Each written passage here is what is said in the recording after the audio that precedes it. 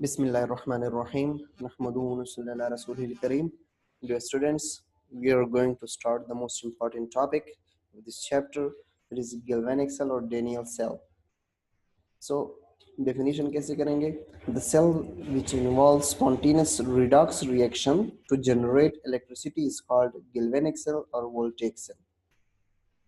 यानी वो सेल जिसमें स्पॉन्टेनियस रिएक्शंस होते हैं, रिडॉक्स, रिडक्शन, ऑक्सीडेशन रिएक्शंस हो रहे होते हैं और as a result of these reactions electricity generate होती है. सो ऐसे सेल को हम गैल्वेनिक सेल कहते हैं. थोड़ी सी हिस्ट्री चेक कर लेते हैं. The name voltaic is given to this cell because Alejandro Volta discovered first such cell. इस किस्म के सेल को पहले एलेजेंड्रो वोल्टा ने डिस्कवर किया था. दैट्स वाई इसको हम वोल्टेक सेल कहते हैं. English chemist Frederick Daniell constructed first voltaic cell using zinc and copper electrodes.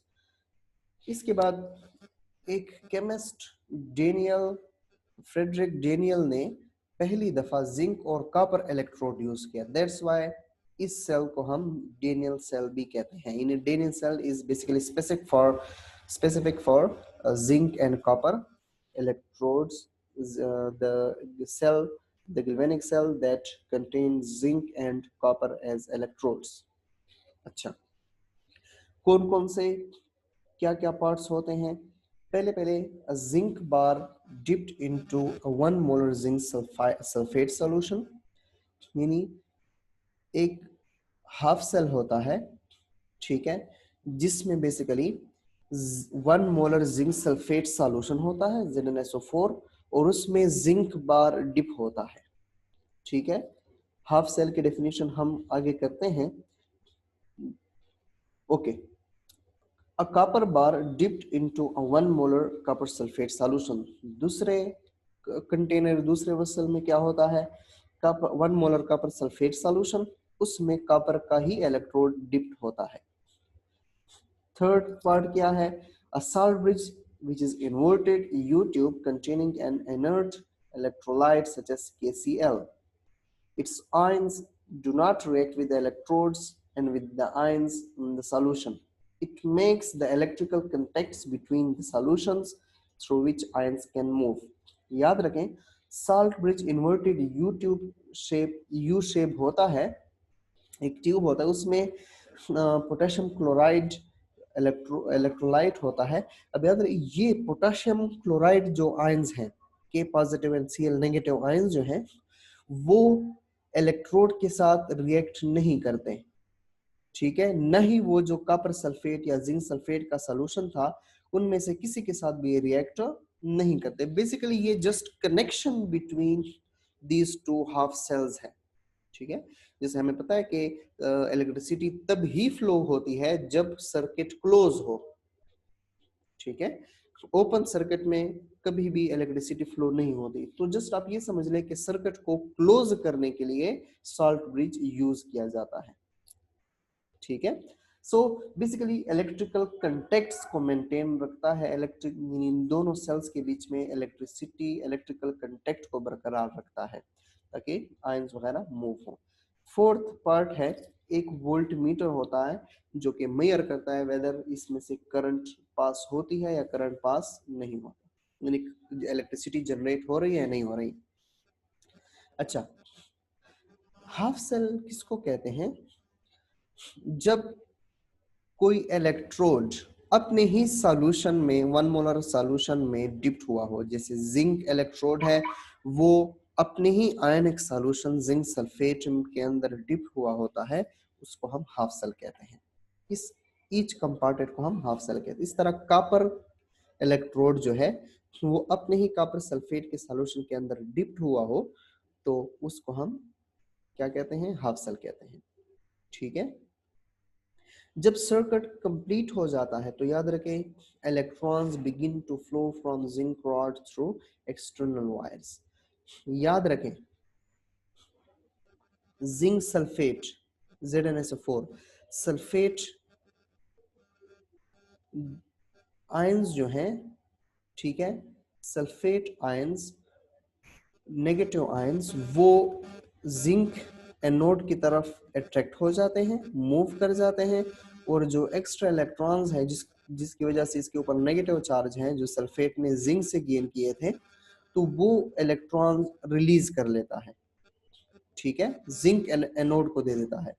तो वो इलेक्ट्रॉन्स बाहर एक्सटर्नल सर्किट में चले जाते हैं और वोल्टमीटर से होते होते कॉपर कैथोड यानी कॉपर इलेक्ट्रोड की तरफ चले जाते हैं। इसी फ्लो ऑफ इलेक्ट्रॉन की वजह से वोल्टमीटर हमें बता देता है कि इलेक्ट्रिसिटी पास हो रही है।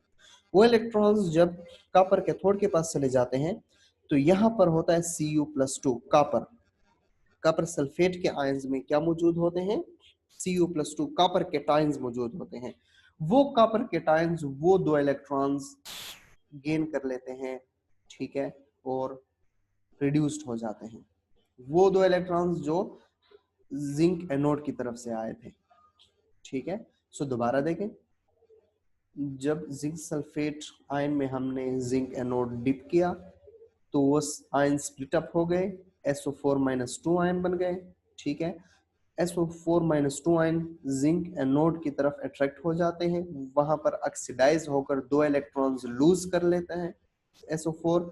वो दो इलेक्ट्रॉन्स एक्सटर्नल सर्किट में वोल्टमीटर से होते हुए इन वोल्टमीटर पे डिटेक्ट हो जाता है कि इलेक्ट्रिसिटी पास हो रही है, तो वो इलेक्ट्रॉन्स होते होते कॉपर कैथोड की तरफ चले जाते हैं। वहां पर कॉपर कैथोड में वो कॉपर सल्फेट के सॉल्यूशन में जो Cu+2 आयंस बने थे, वो Cu+2 कैथोड की तरफ अट्रैक्ट हो जाता है और वो दो इलेक्ट्रॉन्स वो कैप्चर कर लेता है और रिड्यूस्ड हो जाता है। ठीक है, सो रिएक्शंस पे देख लेते हैं।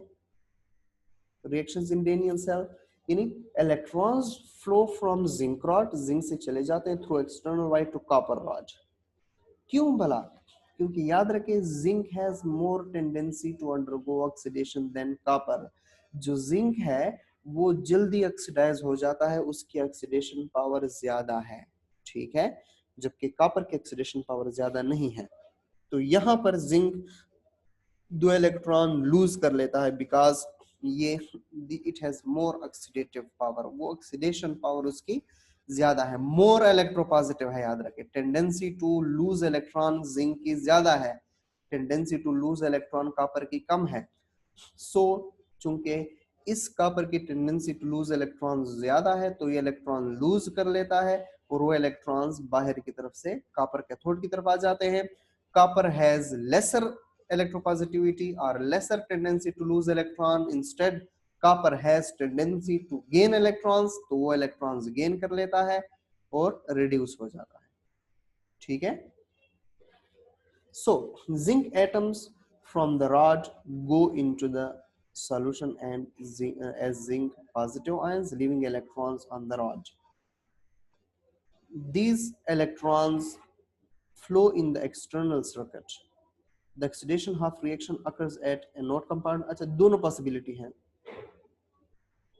यहाँ पर जो जिंक एनोड हमने यूज किया था, इधर से भी जिंक पॉजिटिव आयंस आ सकते हैं, ठीक है, और दो इलेक्ट्रॉन्स रिलीज कर सकते हैं। दूसरी पॉसिबिलिटी, वो जो सोल्यूशन में Zinc+2 आयंस बने थे उसमें सल्फेट आयन दो इलेक्ट्रॉन्स लूज कर सकते हैं।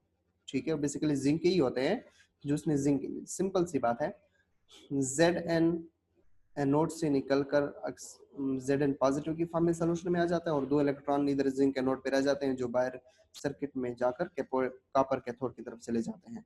या SO4-2 दो electrons according to this diagram, SO4 जो सल्फेट आयन है वो दो इलेक्ट्रॉन्स लूज कर लेता है, ठीक है, और दो electrons external wire external circuit के जरिए कॉपर कैथोड में चले जाते हैं। ठीक है, आगे पढ़ते हैं। These electrons flow in the external circuit, thus oxidation half reaction occurs at anode compartment। यानी एनोड कंपार्टमेंट में कॉपर वाले उसमें जिंक वाले कंपार्टमेंट में ऑक्सीडेशन रिडक्शन हो जाता है। Copper+2 ions in the copper sulfate solution capture electrons from copper electrode and are reduced। मैं समझा चुका हूँ। So reduction half reaction हो जाता है कैथोड कंपार्टमेंट में। Got it? So oxidation और reduction reactions are called half cell reactions। ये जो oxidation और reduction reactions half cells में हो रहे होते हैं, इनको हम हाफ सेल्स रिएक्शंस कहते हैं। Got it? या ऑक्सीडेशन हाफ रिएक्शन जो कि हाफ सेल्स में हो रहे हैं, या रिडक्शन हाफ रिएक्शंस। सो एनोड पर क्या होता है, जिंक सॉलिड फॉर्म में था, वो 2 इलेक्ट्रॉन लूज कर लेता है, जिंक +2 बन जाता है, ऑक्सीडाइज हो जाता है। वो 2 इलेक्ट्रॉन्स एक्सटर्नल वायर से होते हुए वोल्टमीटर को क्रॉस करके कॉपर के पास चले जाते हैं, कॉपर इलेक्ट्रोड के पास। कॉपर हाफ सेल है, कैथोड हाफ सेल, उसमें कॉपर +2 के फॉर्म में होते हैं, वो 2 इलेक्ट्रॉन्स कैप्चर कर लेते हैं, गेन कर लेते हैं और Cu बन जाता है। ठीक है, सो कैथोड पर रिडक्शन हाफ रिएक्शन होता है। Got it? यहाँ पर सेल्फ असेसमेंट में देख लें, आपने वोल्टेज सेल बनाना है, उसमें अपने लेबल करना है कैथोड कौन सा है, एनोड कौन सा है, और direction of flow of electron, electron कहाँ से मूव करके कहाँ पर चले जाते हैं। ठीक है, silver zinc, silver nitrate, zinc sulphate. आपने इस का सॉल्यूशन बनाना है, सिल्वर इलेक्ट्रोड बनाना है, उसको सिल्वर नाइट्रेट में डिप करना है। जिंक इलेक्ट्रोड बनाना है, उसको जिंक सल्फेट में डिप करना है। ये भी आपको हिंट दिया गया है कि zinc is more active than silver. मतलब ये है कि जिंक इलेक्ट्रो पॉजिटिव ज्यादा है, वो ज्यादा जल्दी इलेक्ट्रॉन लूज करेगा एज कंपेयर टू सिल्वर। ठीक है, इसमें भी आपने लेबल करना है, चेक करना है कि कौन कौन से रिएक्शंस कहाँ कहाँ पर हो रहे हैं। ठीक है, इलेक्ट्रॉन्स की फ्लो से आपने मेंशन करना होगा कि कहाँ से इलेक्ट्रॉन्स जा रहे हैं और कहाँ पर गेन हो रहे हैं। ठीक है, सेल्फ असेसमेंट दोनों कर लीजिएगा। आई होप इंशाल्लाह आप लोग कर लेंगे। फिर भी समझ ना आए, कंफ्यूजन हो तो मुझे बता दीजिएगा। ठीक है, ओके। सो आज का हमारा लेक्चर था, आगे हम इंशाल्लाह डिटेल से डिस्कस करेंगे फर्दर टॉपिक्स। ओके, अल्लाह हाफिज।